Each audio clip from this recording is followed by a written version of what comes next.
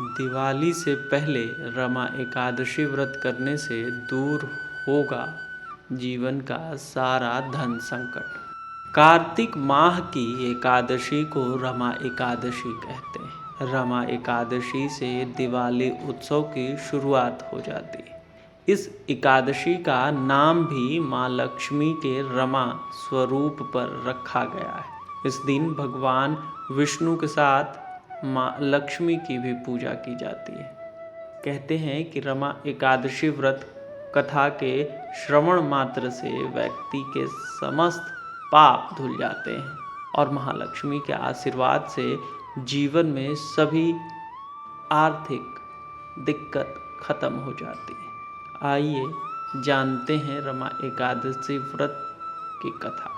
पौराणिक कथा के अनुसार एक नगर के राजा मुचुकुंद ने पुत्री चंद्रभागा की शादी राजा चंद्रसेन के बेटे शोभन के साथ कर दी। शारीरिक रूप से शोभन बहुत दुर्बल था। वह एक समय भी अन्न के बिना नहीं रह सकता था।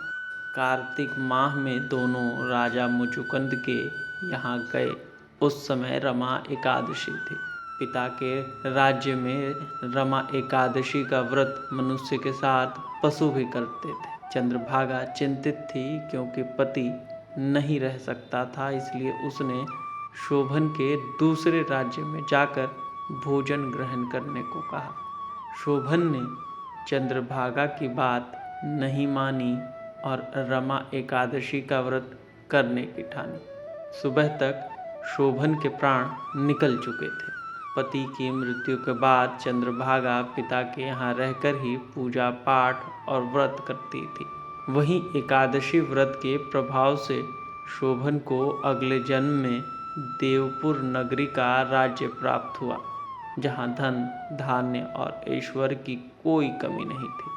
एक बार राजा मुचुकुंद के नगर का ब्राह्मण सोम शर्मा देवपुर के पास से गुजरता है और शोभन को पहचान लेता है। ब्राह्मण पूछता है कि शोभन को ये सब ऐश्वर्य कैसे प्राप्त हुआ। तब शोभन उसे बताता है कि यह सब रमा एकादशी का फल है। शोभन ब्राह्मण से धन संपत्ति को स्थिर करने का उपाय पूछता है। इसके बाद ब्राह्मण नगर को लौट चंद्रभागा को पूरा वाकया बताता है। चंद्रभागा ने बताया कि वह पिछले 8 वर्षों से एकादशी व्रत कर रही है। इसके प्रभाव से पति शोभन को पुण्य फल की प्राप्ति होगी। वह इतना कहकर शोभन के पास चली जाती है। पत्नी व्रता धर्म निभाते हुए चंद्रभागा अपने किए 11 के व्रत का पुण्य शोभन को सौंप देती है। इसके बाद भगवान विष्णु और माँ लक्ष्मी की कृपा से देवपुर का ऐश्वर्य स्थिर हो जाता है और दोनों खुशी खुशी जीवन यापन करने लगते हैं। ओम नमो भगवते वासुदेवाय। ओम नमो भगवते वासुदेवाय।